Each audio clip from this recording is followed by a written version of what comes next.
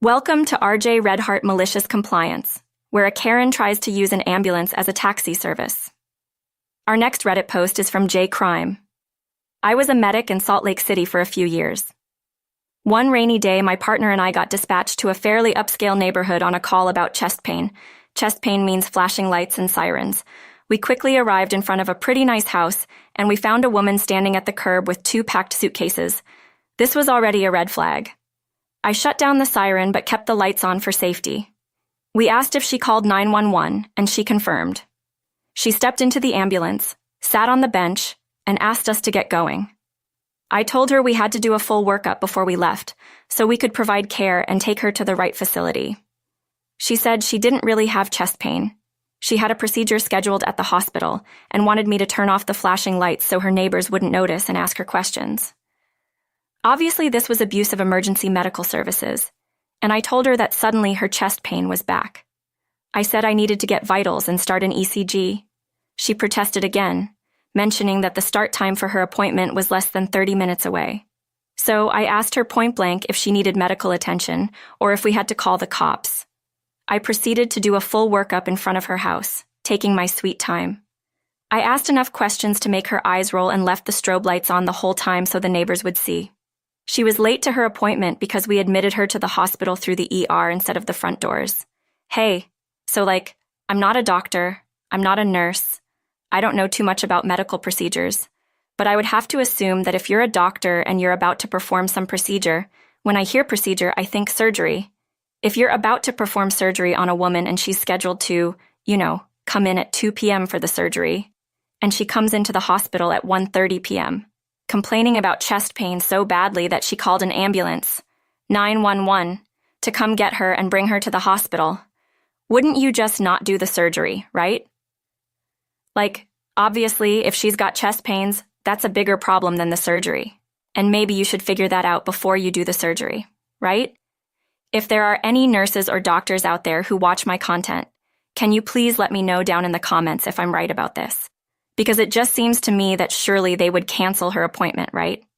And if I am right, then this makes it a lot funnier because, in addition to canceling her appointment, she just had a huge ambulance medical bill. Our next Reddit post is from Kim Blake. I have a full-time job with hourly pay. However, my job requires me to work overtime every few weeks during busy seasons because that's just the nature of the job. On Monday, my general manager flipped out on my coworker asking why she hit overtime last week. She simply replied, "Well, you worked me 6 days straight, and all those days I was expected to work a full 8-hour day. If you don't want me hitting overtime, don't work me 6 days straight." Fast forward to Tuesday. After that, my coworker told me about this conversation she and the general manager had. I was told that I'd be working 7 days straight. I mentioned that this would cause me to hit overtime, so my coworker encouraged me to tell the general manager. I was told no overtime unless it's approved. I said that's fine. Friday will be my day off then, so don't contact me about doing work-related things. Today is Friday, and I took the day off. Work was blowing up my phone with things they needed help with that were so important, but I enjoyed my day on the couch looking for a rental for my upcoming vacation. Either pay me the overtime or don't complain when things don't get done. Our next Reddit post is from Magnus40. Background. I worked for a company making test equipment, mostly in the avionics field. We made a test system for an old internal navigation system, the Inertial System Tester, or IST. It basically moves the sensor through all 3 axes in precise order, speed, and combination, and verifies that it reads correctly. The test system was ancient. I mean really ancient, even for the 1980s. The machine just had a bunch of blinking lights and would make these clicking and whizzing noises like some sort of futuristic computer from a 60s TV sci-fi show. Our hero, Dave, was the only person in the company who really knew how this thing worked, and he'd worked on it for decades. The Air Force was replacing the navigation system with a new one, so the test system had to be scrapped. Dave was a stereotypical engineer. He was very good at his job but had low social skills and was brutally honest. He had made enemies, but because the company needed him to work on the IST, they tolerated his manner. Dave was often called out to bases all over the world to help them diagnose problems.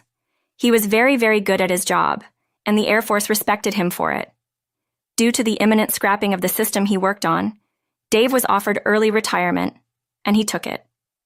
Due to his connections, Dave knew the replacement system was going to be delayed by a year, so the IST service was going to be extended. Dave knew this before the company did. Dave knew this, but he retired anyway. That was the malicious compliance. A few weeks later, a contract request came through requesting that we modify the system tester to use more modern technology and support the system for another year with options to renew the contract annually. Since this was a simple add-on contract, it was agreed with little oversight. Then the panic set in. Nobody knew how to code the system. It was written in some ancient programming language from the 1960s and also used machine code for an ancient processor that nobody had ever used.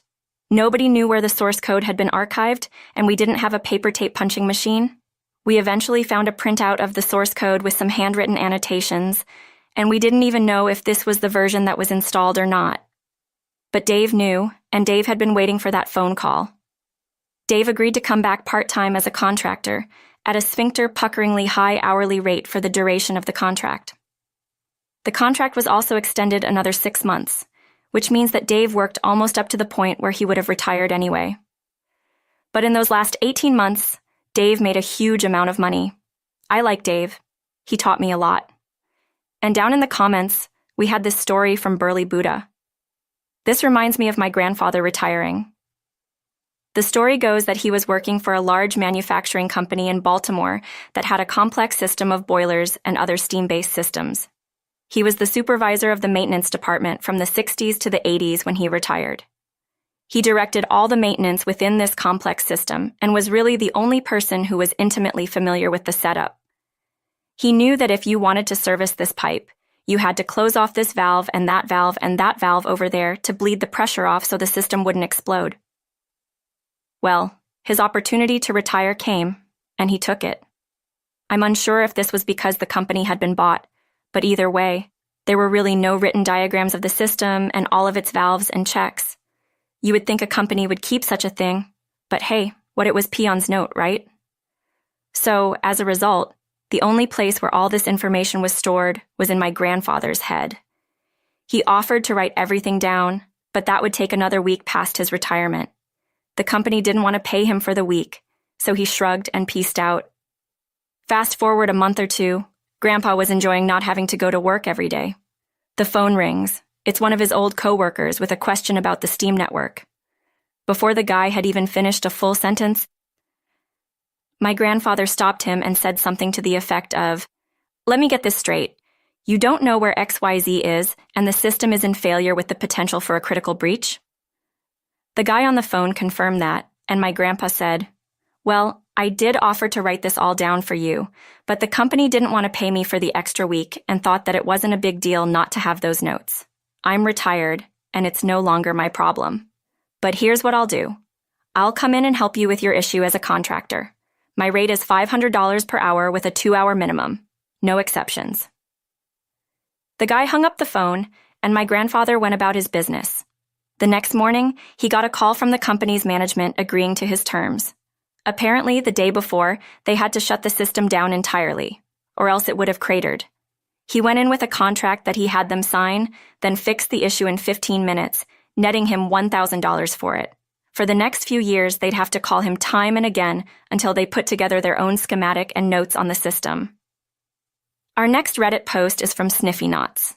Before the pandemic, my significant other and I were doing some shopping and decided to eat at a Harvester, which is a large chain here in the UK. It's reasonable food at the cheaper end of the scale, and it's okay when you're not looking for a posh dining experience or anything. They were having an offer for a soft drink, salad bar buffet, main course, and dessert, which came out to $30 for 2 people. It was a bargain, so we ordered that. The food turned out to be pretty good. We made more than one trip to the buffet, and suffice to say, by the time we'd finished our main courses, we didn't feel the need for dessert. So instead, we asked the server for the bill. The bill arrived, and we were charged an additional $9 totaling $39. I questioned the server about this. That offer is only valid with desserts, and you said you didn't want desserts anymore. We intended to have the desserts, but we're too full for them now, so we didn't want them. But I didn't expect that we would be charged more. Well, you haven't ordered the offer anymore, so there's nothing we can do. Cue the malicious compliance. Well then, I'd like to order 2 desserts, please. You can bring them over, we won't eat them, and you can get the 9 knocked off the bill for us. At this point, the server looked at me with a bewildered look and said that she'd get the manager. My other half, who's more of a shrinking violet in these situations, was looking a little uncomfortable. A few moments later, the manager came over and asked why we didn't want to pay. I explained that I do intend to pay, but I'm not going to pay more by not being wasteful. But by all means, bring over the desserts, and we'll just leave them here on the table when we leave. Once the manager got the full picture, she just agreed to charge us for the meal deal. Down in the comments, we have this story from Androv. A little while after my second child was born, I took my older kid, who was then 3 years old, to a Harrison Hot Springs resort in British Columbia for the weekend to give her a small break from the new baby. When I booked the one-night stay, there was a deal for a bed and breakfast rate, which was a room plus breakfast for 2. As I checked in, I was given 2 meal vouchers. Skip ahead to the checkout, I, like many, didn't read the bill when I went to go pay because I had already prepaid for this day, and I didn't have any additional charges. As I was loading up the car, I glanced at the receipt and saw there was an additional charge for a kid's breakfast. I went back to the reception and asked about the charge because I had paid for the 2 meals in the package. They said the charge was for a child's meal, and that I had prepaid for 2 adult meals. I explained that my child was 3 and only ate 1 pancake and fruit, and it was absurd to charge her for an adult meal and a child meal. I asked to speak with the customer service manager, and they wouldn't budge. I then asked to speak with the food and beverage manager, and they wouldn't budge. So I asked for my meal voucher back since I hadn't actually used it. I looked at it and noticed there was no date on it. So I turned to the guests behind me waiting to check in and asked if they had pre-purchased breakfast. They hadn't, so I handed them the voucher. I then turned back to the reception manager and proceeded to cancel the 2 other weekends that I had booked. Our next Reddit post is from Hungry Hungry Hippo. The summer after my senior year in high school, I was collecting shopping carts at a grocery store. I lived on the coast, so it was hot as hell during the summers. It was one of those uppity grocery chains, so we had a pretty strict dress code. White long-sleeve dress shirt tucked into khaki dress slacks. But because I worked outside a good portion of the day, management let me wear khaki shorts and a short-sleeve button-up. Everything was fine until the end of summer, when we got a new general manager who was much stricter on policy than the old one had been. When I came in for my first shift with the new manager, he called me into his office. There have been some changes. Your uniform is clearly lacking in several areas, and I'll need you to correct it. We'll need you to go home and change into pants and the provided long-sleeve button-up. Thinking he had mistaken me for someone who works inside, I said, "Actually, sir, I collect carts, so I'm allowed to wear shorts." "Son," I said, "what I said. Either you adhere to the dress code, or you go home. So I don't have a choice but to wear pants in 90-degree heat in the height of summer. That's the policy, and being smart with me is not getting us off on the right foot." "All right then. I'm going home." "Good. Thank you for your understanding." I walked out of his office fully understanding that he expected me to actually come back, but his ultimatum was to either wear pants or not come into work. So I chose the latter. I was going away to college in a couple of weeks, so I chose not to sweat my balls off 6 hours a day for $7.25 an hour. I was at home about an hour later, chilling and talking to my friends on Xbox 360 Party Chat, when I got a call from my manager who was furious. He was asking me what the hell was taking so long, that they were swamped and they desperately needed a cart collector. I told him I wasn't coming back, of course. He didn't take this well. He told me to come back immediately or I would be fired. I responded with, "Well, I thought that was the idea." He was absolutely dumbfounded. He hadn't expected me to call his bluff on something he considered to be so inconsequential, because he wasn't the one outside pushing carts in the heat. He tried to talk me into coming back, but I told him that he gave me 2 options, and I chose option 2. I never went back into work. I found out the cart collectors were only made to wear pants for a few days after that, and then eventually the new manager relented and let them wear shorts. I never got a call with an apology from him, but I didn't care. I enjoyed the time off before going to college. I don't even understand why this manager was digging in his heels about that. Do you really want hot, sweaty teenagers sweating all over your carts while you're handling your groceries? Because I don't. Our next Reddit post is from TXG. Back in the days when we could still go to concerts, I was stuck with a couple of tickets for a sold-out gig. When we got to the venue, I sent the rest of the family in to see if I could sell my spare tickets. I was only selling them for face value, $60. I just wanted my money back. It was only a relatively small venue, so there was only one obvious scalper in view. I asked if he wanted to buy my pair of tickets, knowing that he could resell them for way over face value. He offered me $10 each. Take it or leave it, or see if you can get more for them. I told him that I'd rather tear them up in front of his face and let them go that cheap. End of conversation. Within 5 minutes, a taxi pulled up, and a couple of people jumped out desperate for a pair of tickets. The scalper was on them like a shot. I slowly wandered over to join their conversation, and the scalper was just about to close the deal for $120 each for a pair of tickets. I leaned in and said, "Hey fellas, I've got a pair of tickets here for face value, $60 each." They were a little skeptical, but they walked in with me to validate that they were genuine, and they paid up. "Hey, Mr. Scalper, you told me to try to get more. It's a shame it cost you your sale." Down in the comments, we have this story from Sazy. I have a similar story. Muse was playing in Manchester. I bought 6 tickets for me and 5 friends. One friend couldn't go, and we couldn't find anyone else who could come at short notice. My friend had paid for his ticket and said that if we could sell the ticket while we were there, we could have some drinks on him. That was nice of him, but I didn't want to have to pretend to be a scalper. So, like OP, I approached a scalper and asked if he wanted to buy my ticket. I don't remember the price he gave, but it was a similar insulting offer, and I told him what he could do with his offer. So I just waited near the scalper until he almost had a sale, then I offered our spare ticket to the buyer for free. The customer was happy, I was happy, and the scalper might have killed me if I didn't have 5 friends and a new friend backing me up. Screw you, scalper, and Muse was awesome. Alright, everyone's presentations are done. Nick, the manager, said as he tried to move the discussion forward. Excuse me, I haven't. I recently found out something. Nick interrupted me and began to speak. There's apparently someone in this department who didn't graduate high school and is just a part-timer. Meetings should be for employees only. Absolutely right. His lackey, Mike, of course, agreed with Nick. I'm leaving. After leaving the meeting room, I started to shut down my computer. I noticed that an email had arrived, not in my personal inbox, but in the company's shared email. Thinking, there's no point in speaking up, no one will listen, I went home quietly. The next day, I heard a commotion from Nick's desk. He was staring at his computer screen, his face pale. Nick? Is something wrong? Mike looked at the screen with him. And he turned even paler than Nick. Why is he so angry? Knowing the reason for Mike's distress, I thought to myself, serves them right. My name is Adam. My mother passed away when I was in the 9th grade, and I was raised by my father. Well, you could hardly call it being raised. After my mother passed, my father changed. He drowned his sorrows in alcohol, and though he still went to work, he squandered our living expenses on horse racing. Because of that, I had to start working part-time as soon as I entered high school.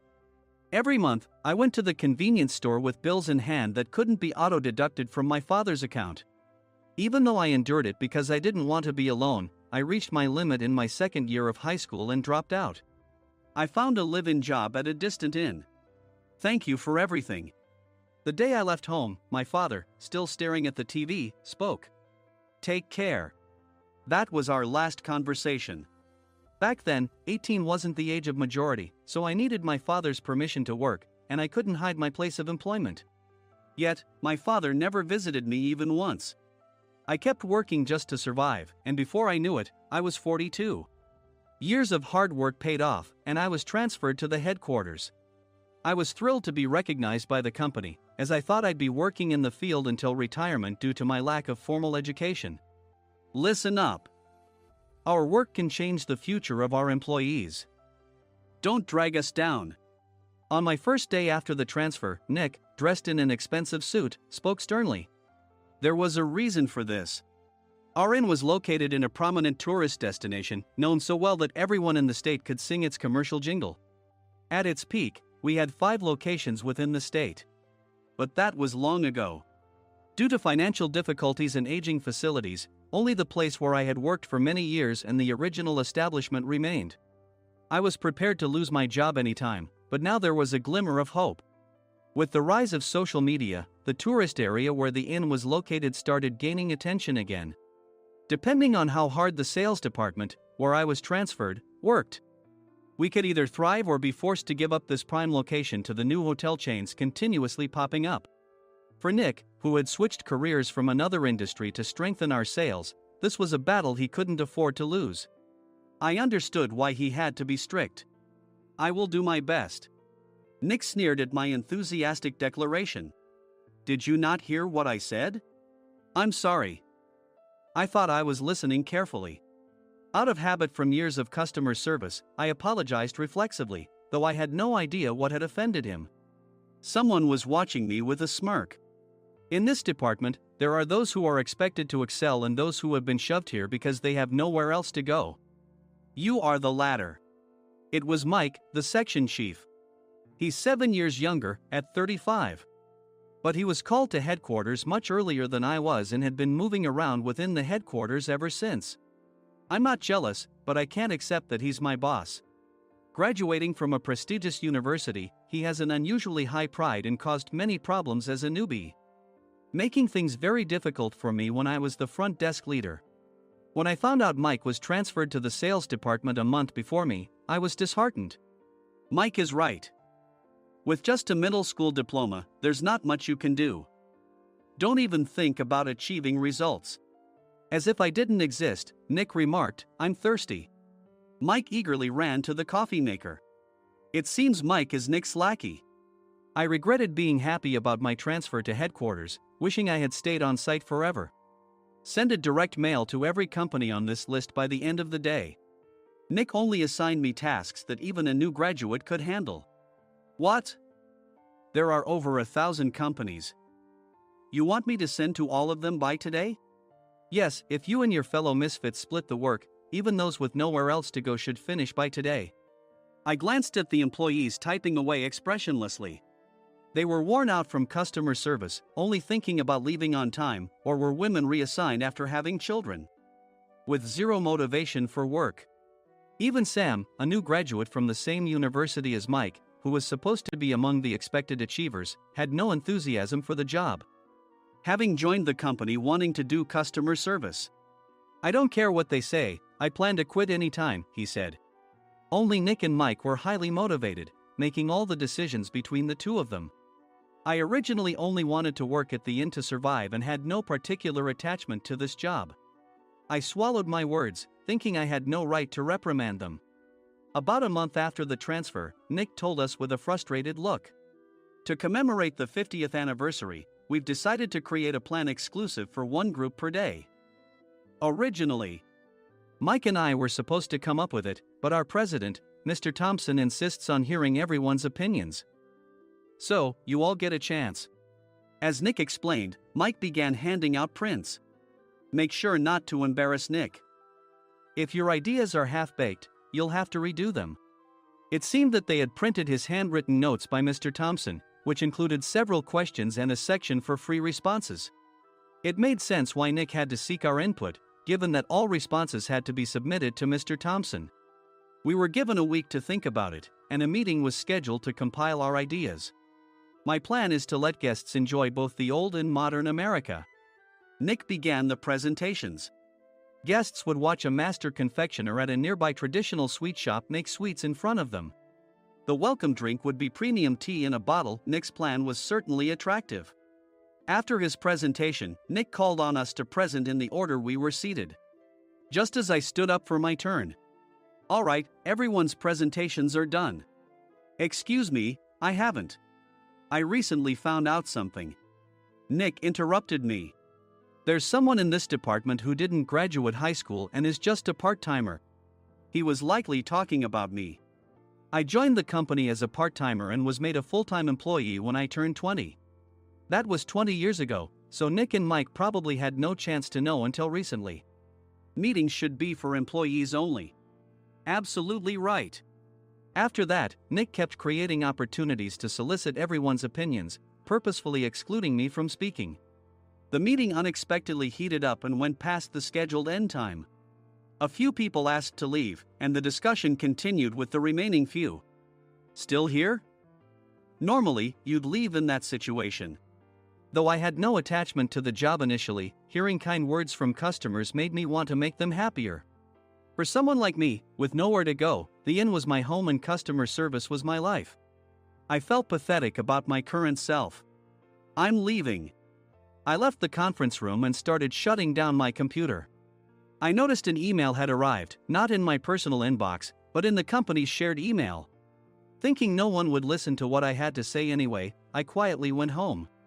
The next day, while preparing the DM as instructed, I heard a commotion from Nick's desk. In his haste to stand up, he hit his knee on the desk. He stared at his computer screen, his face pale. Nick! What's wrong? Mike, thinking he should be the first to rush over, approached Nick while still wearing his coat. He peered at the screen with Nick. And he turned even paler than Nick. Why is he so angry? Who is responsible for this company? Nick, more irritated than ever, asked, and Mike answered without checking. Probably Sam. Sam wasn't there because he was attending a morning training session for new hires. Nick gave up on getting angry and returned his gaze to the screen. They were looking at an email that arrived right after the end of the working day yesterday. Apparently, no one, including me, had checked it before leaving. The email was from a large company that used us for their annual employee trips. The president and executives of that company also frequently used our services personally. President of the company, Mr. Mason himself had declared that neither he nor his company would ever use our services again. Well, some companies cancel their employee trips or stop using our services due to financial struggles. Let's just move on. Mike kept wiping the sweat from his forehead with a handkerchief. Knowing why Mike was so agitated, I quietly watched their interaction. Do you know how much revenue we get from that company? We can find other guests to fill the rooms, but we'll lose the banquet costs, gift shop revenue, rental car fees, and more. Moreover, the gifts were supposed to be prepared by the traditional confectionery shop involved in Nick's proposed plan. If it's known that we incurred such a huge loss at this critical time, Nick's position in the company would be jeopardized. Nick took a deep breath, seemingly trying to calm himself. All right, Mike. Go to New York right now and apologize to Mr. Mason. What? You're coming with me, right? I have urgent work to do. I trust you, which is why I'm entrusting this to you. Please. Mike, believing Nick's sincerity, agreed with a determined look on his face, saying, yes. That's Nick for you. Even if Mike went to apologize, Nick would shift all the blame onto him if the client didn't change their mind. Well, it was Mike's fault to begin with, so it served him right. About 3 hours later, Sam answered a call from somewhere and repeatedly apologized, saying, I'm very sorry. Everyone watched to see what was happening. After ending the call, he informed Nick with a weary tone. When Mike arrived at the client's company, he only made things worse, further infuriating Mr. Mason. He was demanding, get his boss here immediately. It was no wonder Sam was exhausted, dealing with such a call right after returning from training. What is that idiot doing? All right, Adam, you're coming with me. If sacrificing Mike didn't work, then I must be next. Normally, I'd want to refuse at all costs, but I saw an opportunity in this situation. If I can be of assistance, I'd be happy to join you. I obediently followed Nick, and we flew to New York. When we introduced ourselves at the reception, it became clear how serious the situation was, as the receptionist personally escorted us to the president's office. Angry voices leaked through the door, making both Nick and me uneasy. Excuse me. I'm Nick, the supervisor. I understand my subordinate has caused you trouble, and I deeply apologize. Nick, with his experience in the corporate world, knew enough to offer an apology before excuses. However, his customer service skills left much to be desired. I sighed as I saw Mike trembling like a small dog in the corner of the room. What kind of training are you giving your subordinates? Mr. Mason glared at Nick with a red face. The intensity of his gaze made even Nick take a step back. Regrettably, I joined this company only 2 years ago and was unaware of Mike's issues. I should have identified his shortcomings sooner. Indeed. I should have realized sooner. No sensible person would come to apologize and then give a lengthy presentation on the drawbacks of not using their in. Nick froze, his mouth slightly open. Suspecting the worst, I picked up the documents that had fallen to the floor. It seemed Mike hastily prepared these documents on the plane, listing the disadvantages. Disadvantage 1: if you change the venue for the company trip, employees might suspect it's for cost-cutting reasons, leading to a negative impression.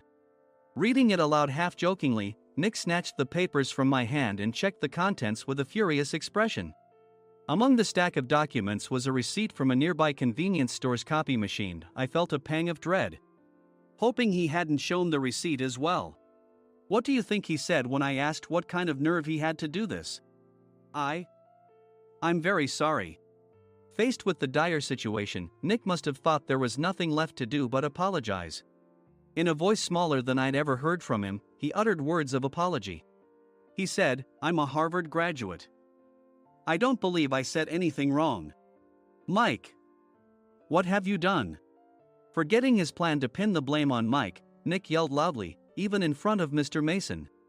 "I didn't do anything wrong." "You're still saying that? Look at him." Mike pointed at me with a shaking hand. "I was assigned to headquarters in my 20s and now I'm a section chief. This guy only made it to headquarters at 42. Everything I've done proves I was right. So why are we losing the contract?" Having said his piece, Mike collapsed to the floor.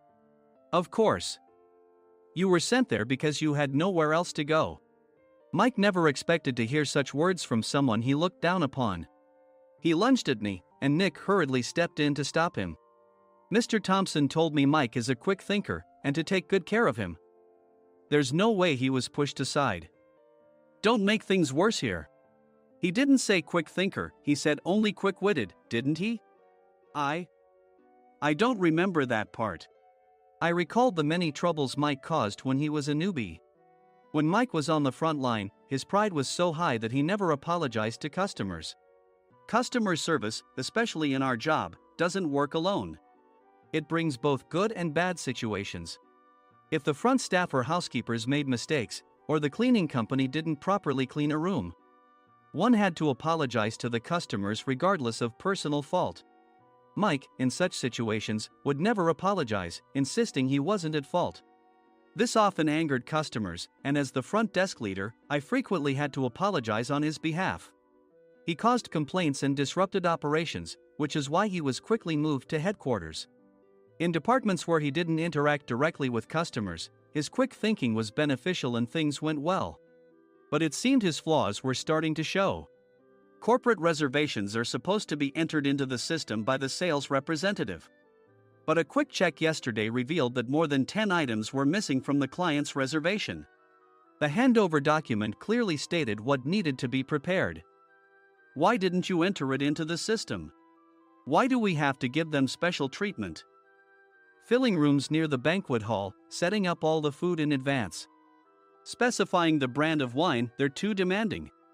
No wonder he always angered customers, I thought, feeling a headache coming on.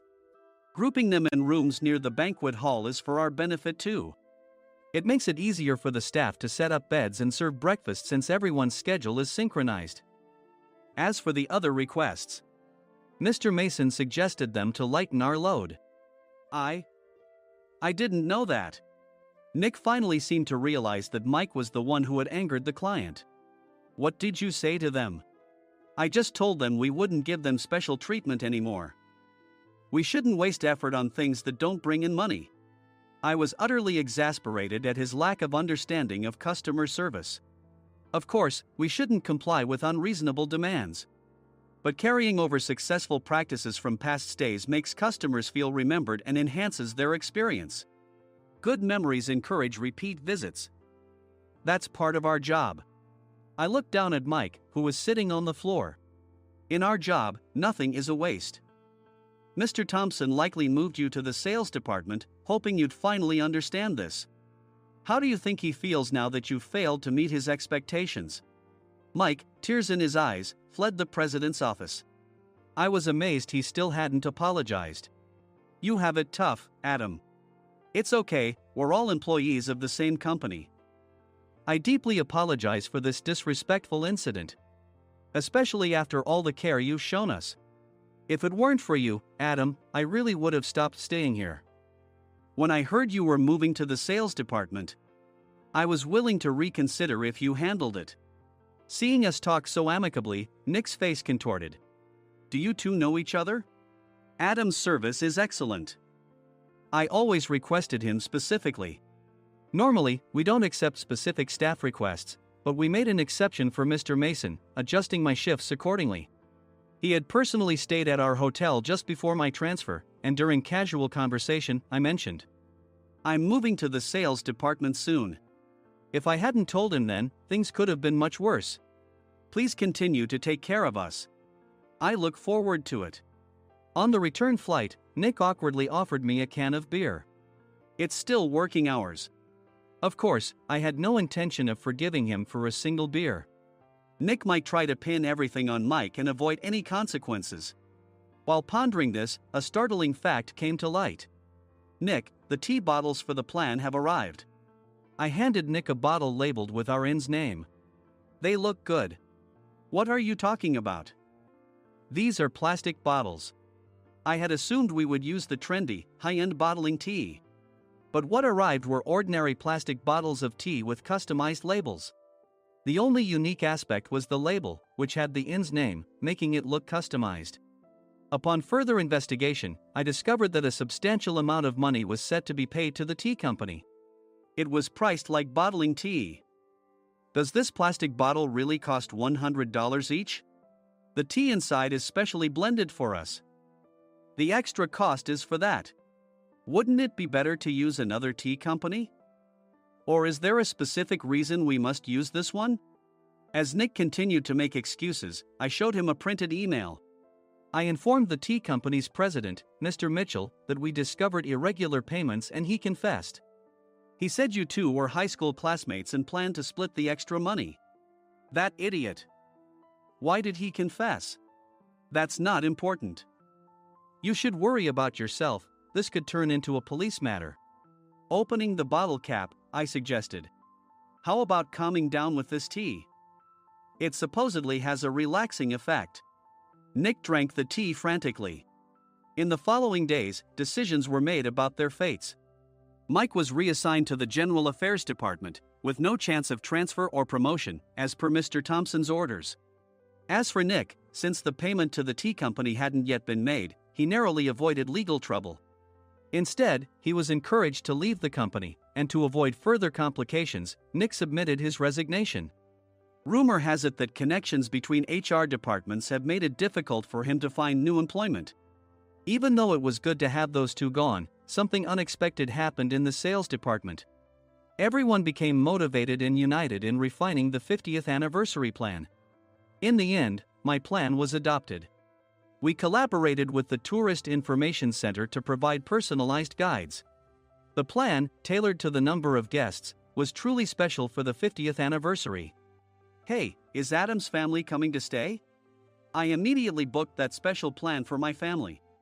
Sam noticed it on the reservation list and quickly picked up on it.